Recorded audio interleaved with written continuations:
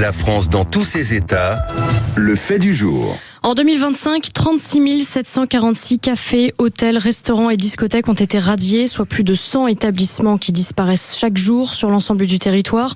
Le secteur de l'hôtellerie-restauration est en crise. À cela s'ajoute la multiplication des établissements de fast-food. Le président de l'Association française des maîtres restaurateurs tire la sonnette d'alarme. Alain Fontaine, bonjour. Bonjour. Bonjour Alain Fontaine, merci d'être ici en studio, présent sur Sud Radio pour parler de ce sujet qui nous tient à cœur, vous et moi particulièrement, mais aussi tous ceux qui nous écoutent et beaucoup de Français. Voilà, j'ai lancé tout à l'heure dans ma présentation le cri d'alarme. Il faut sauver les bistrots et les restaurants à la française. Nous savons qu'il y a plusieurs dispositions qui sont sur le bureau du gouvernement et de l'Assemblée nationale. Donc c'est la République va s'occuper un petit peu de légiférer et d'organiser, de codifier cette grande profession qui en a besoin. Vous-même, vous êtes un chef bistrotier, c'est un restaurant. Tout à fait. Le Mesturet, on va donner son adresse, rue de Richelieu, oui. Célèbre pour son tartare de bœuf au couteau.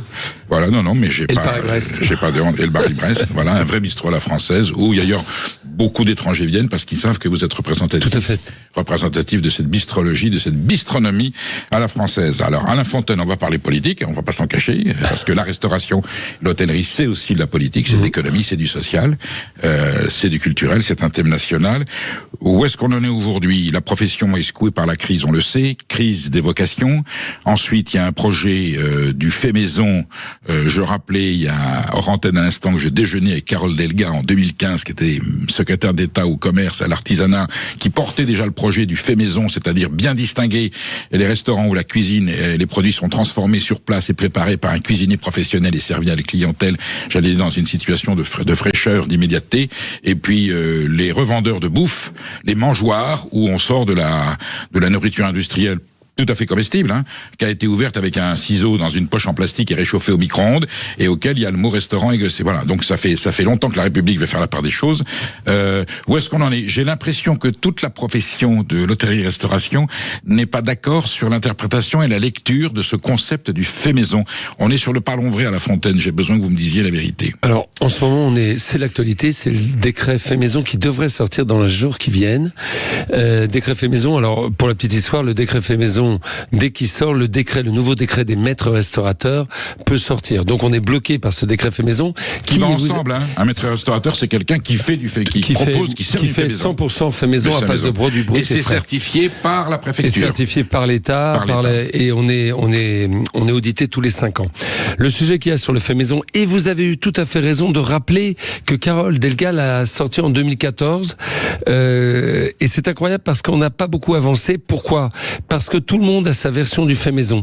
C'est un peu comme le cassoulet ou le couscous. Oui. Tout le monde a sa façon de voir le fait maison. Il y a des interprétations. Il y a des interprétations et des versions très différentes. Et là, aujourd'hui, le gouvernement, et c'est sur le bureau de Matignon en ce moment, est prête à signer ce décret, mais apparemment, il y a une organisation professionnelle qu'on ne signera pas, freine un peu, pour des raisons, pour des détails. Attendez, moi je vais la citer, c'est l'UMI présidé par Thierry Marx. Je les ai rencontrés, ils m'ont fait des propositions, ils m'ont expliqué ce qu'ils voulaient. En fait, ils ont tellement d'adhérents, Alain Fontaine, je vais vous le dire, ils ont tellement d'adhérents, il y en a parmi eux qui ne peuvent pas faire du frais maison, et qui sont quand même à l'UMI. Et ils sont coincés en autonomie à cause de ça. C'est pas de votre faute, vous y êtes pour rien. Mais moi je le dis, je mets les pieds dans le plat, c'est le cas de le dire. L'important est de dire que les organisations professionnelles réunies représentent moins de 50% des restaurants. Donc ils ont tellement d'adhérents? Non, ils en ont très peu par rapport au nombre de restaurants. C'est bien le problème. Je dis que dans leurs adhérents, il y en a beaucoup qui ne sont pas des cuisiniers professionnels ou qui ne vendent pas exactement toujours. Ce qu'ils m'ont dit, il y a une partie qui est fait maison, mais pour la partie qui est pas faite maison et qui est respectable, si c'est un truc un peu industriel, et parce que comme il n'y a plus de personnel, ils ont une très bonne explication. On n'a plus le nombre de personnel suffisant, on peut pas faire 100% maison, mais pourtant on a besoin de ce label pour se distinguer des Les organisations professionnelles, quelles qu'elles soient, ont un éventail effectivement de restaurateurs nombreux, et on comprend bien leur position, puisqu'ils doivent défendre tous leurs adhérents, y compris, et vous avez raison de le citer, ceux qui ont des problèmes avec le fait maison, qui n'en font pas du tout. Ça s'appelle du corporatisme. Après, c'est le concept économique qui fait que les patrons n'ont pas choisi de fait maison.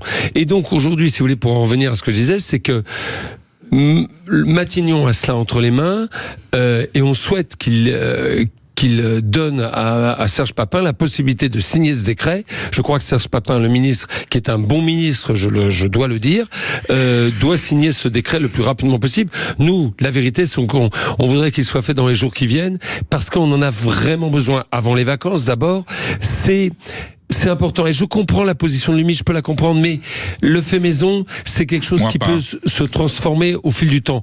On ne peut pas bloquer aujourd'hui un décret dont vraiment tous les Français attendent cela.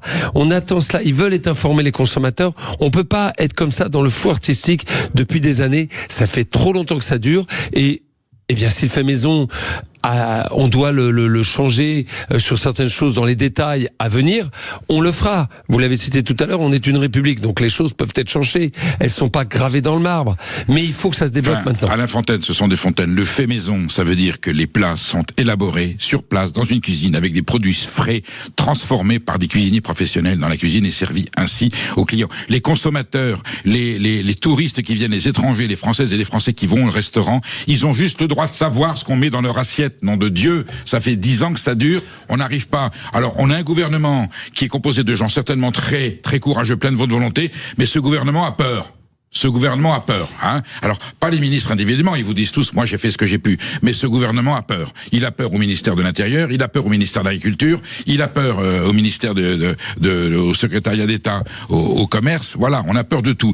Ça fait 10 ans qu'on attend, on a besoin de savoir ce qu'on a dans notre assiette. Et les professionnels que vous représentez, les artisans restaurateurs de métier, les cuisiniers de métier, veulent être distingués aux yeux du consommateur et aux yeux du public de ceux qui font de la revente de malbouffe. C'est tout. Et ça, je comprends pas que l'UMI n'a pas pris ses dispositions de façon courageuse. Thierry Marx, c'est quelqu'un de courageux. Je comprends pas sa mièvrerie. Thierry Marx, c'est quelqu'un de très courageux.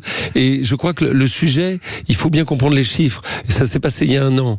52% de la restauration d'aujourd'hui est détenue par la restauration rapide. C'est-à-dire qu'on a basculé il y a un an. Ça veut dire quoi? Ça veut dire que derrière cela, il y a un changement de consommation considérable. Il est temps de mettre les pieux et les remparts, de stopper ça, de dire à quel point la restauration traditionnelle est bonne, mais elle est bonne aussi pour la santé. Elle crée des emplois, c'est un système économique qui est bon, elle crée des emplois. Et on va nous opposer à cela que la restauration rapide répond plus au pouvoir d'achat. Eh bien, il faut bien comprendre que si on veut une restauration traditionnelle, il faut aussi nous aider à faire quoi? À baisser nos charges sociales, à baisser un certain nombre de choses. Nous avons peut-être l'appel de quelqu'un que nous connaissons bien, vous, Jean, qui était restaurateur à Longjumeau. Oh là là, Jean Terlon. Jean Terlon, mon ami Jean Terlon. Oh bah là, il va pas être content. Non, je crois qu'il a fait savoir qu'il était pas d'accord. Jean Terlon, on l'attend au téléphone, on vous prend et on discute avec vous. Voilà, du fait maison. Classement du bistrot français au patrimoine immatériel de l'humanité. Il a aussi besoin de savoir qu'est-ce qu'on classe. Est-ce qu'on classe du... Alors, là, on est sur un vrai sujet, ce qui est culturel, et là, la sélection doit se faire dans les jours qui viennent. Je pense qu'il est important que le président Emmanuel Macron et la ministre Catherine Pégard, la ministre de la Culture, prennent les choses en main et décident dans les jours qui viennent de la sélection française qui va partir pour une inscription à l'UNESCO en 2028. Il ne peut y avoir qu'un dossier, c'est celui du bistrot et café en France. Voilà. C'est les pratiques sociales et culturelles d'un bistrot en France. Pourquoi? Parce que derrière la sociabilité, il y a de la ruralité. On parlait des déserts médicaux dernièrement, mais il y a les déserts de sociabilité qui sont aussi graves que les déserts médicaux. Il faut qu'on puisse vivre ensemble. Les violences que vous avez citées tout à l'heure, elles viennent aussi d'un isolement des gens, et ça fait peur. Et les gens auraient moins peur s'ils avaient des lieux pour se rassembler, pour discuter, pour parler ensemble. Il faut une reconnaissance officielle pour ce côté. Il faut une reconnaissance officielle. C'est un problème aussi de santé publique. On a Jean Terlon qui est en ligne. Jean Terlon. Oui, bonjour. Jean, comment allez-vous? Je vais. Bon, vous n'êtes pas content, Jean, parce que vous avez une divergence pas qu'avec Alain Fontaine, avec moi aussi, sur le concepteur du fait maison. Allez-y, je vous écoute.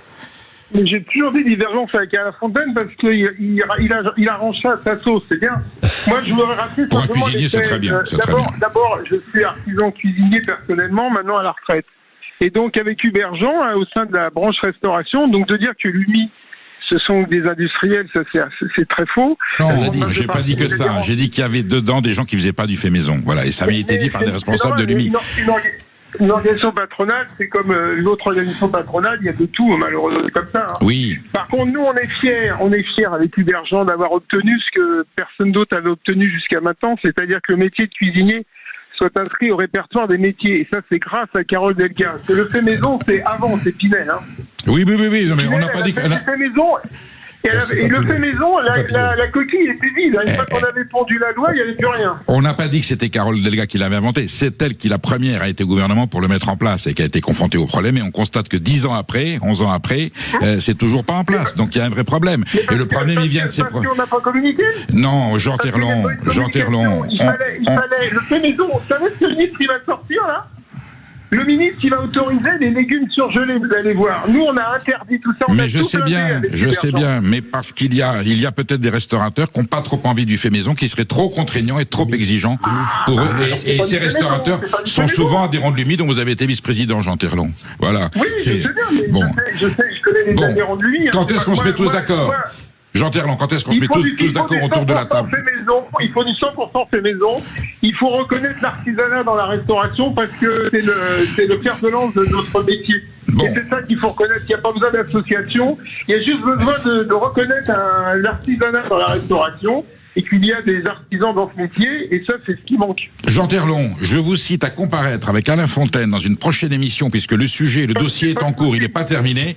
Je vous prends tous les deux en face à face, on se fait un trio infernal, et on discute à bâton rompu, on mettra les pieds dans le plat et dans la soupe, pour discuter de ça, parce que c'est un vrai sujet, et je sens que cette divergence peut aboutir, au contraire, à une conciliation, que vous parliez tous d'une même voix auprès du gouvernement, pour avoir cette reconnaissance du frais maison, dans la restauration. Merci Jean Terlon, merci Alain Fontaine d'avoir été là, ça a été rapide mais concis, précis, vif. Hein, et bonjour à mon ami Jean surtout. C'était plus au piment d'Espelette qu'au beurre blanc.